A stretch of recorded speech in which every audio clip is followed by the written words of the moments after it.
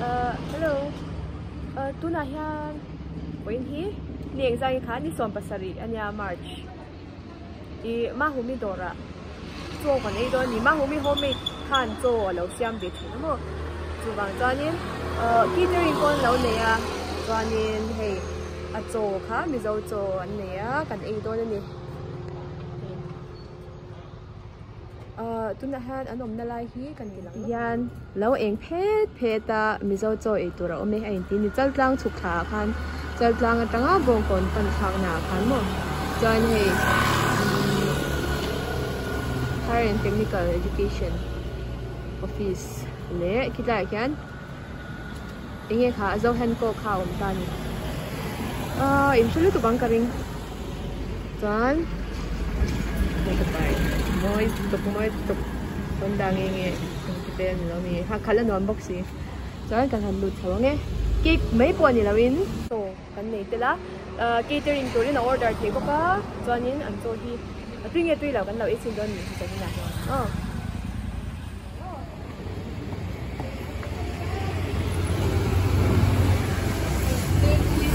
so ho mo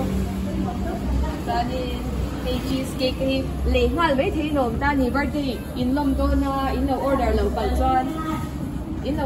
bal chọn ta hian đủ để thấy chiffon ko ma cheesecake ko ma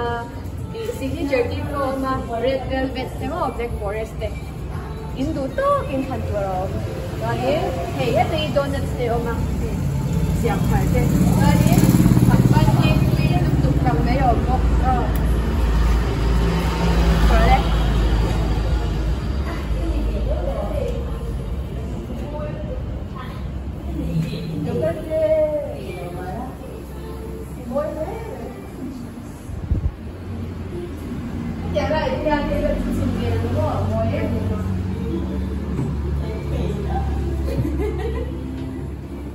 Tập với anh chuẩn đã sang tụi ta nên chuẩn thể hẳn chú ốc hẳn luôn nào mỗi đồ tôi sẽ về sao làm cô anh là liền sẽ làm lên mỗi à yes or no em don't do mỗi rồi rồi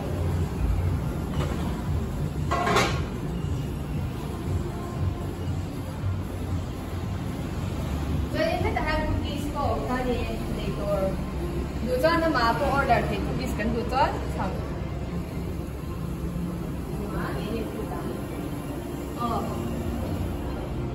hey cái bôi ấy rồi big rice nè bên sáng yan hay coffee nè tea lemon tea nè xí anh hay ta ăn Mizo thali à yan lâu rồi chắc là gì beef curry chicken curry chicken yes it's it pork curry cháu này nghe nói về Mizo bài thập bài thập đá chutney thì cháu sẽ túi lấy của túi cái tầng cái nào là lấy cái này mua để rồi thì đi qua rồi cái chú lẻ nó còn nhiều thôi đi nó thôi cái gì mua nè nó cái nè nó cần để lúc gì xem tại hiện khá là mỗi tập buổi tan cho con làm thể ra thì tôi để tôi khăn để tôi nhìn thấy bây giờ tôi một khăn tại chẳng là hơi lòng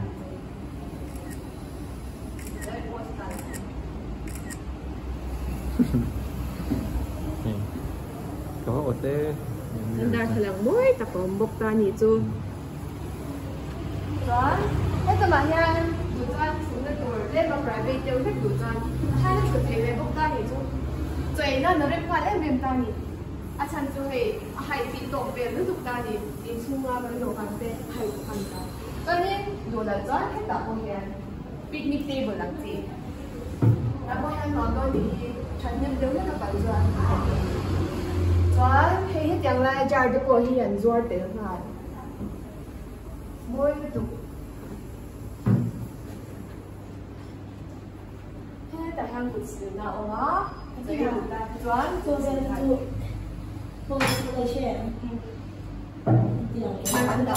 hi to tôi đang miếng chọc nem bây giờ bean cho nên arsa dal thì anh trong tàu mình anh nhìn đủ hiểu tấtใจthì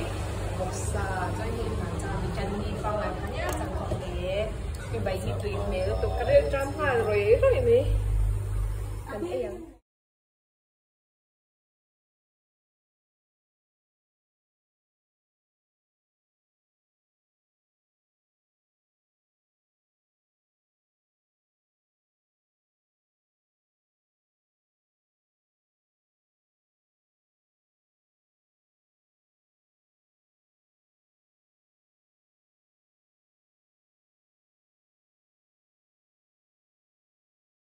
tôi còn đây dâu á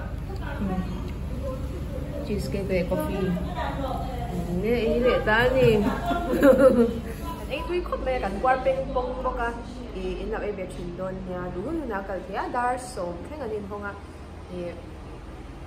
thì lọc lối thì vào chỗ ấy đủ đàn cái bộ bản thể cái này chuẩn cái thì dòng hàng đàn dòng này thì thay là cái tuổi thay là aesthetic đều đủ con thế cái này chuẩn thì còn thứ chơi khám khăn dessert ăn bữa khăn cheesecake khăn này để ta mua cần tháo luôn ní chẳng cho cần nào extra là cái chắc cần thứ ba cần cái thứ con mà cũng chỉ mà cần nó em mà bằng cái phê thì lâu đổi về chỗ đồn nhà bye bye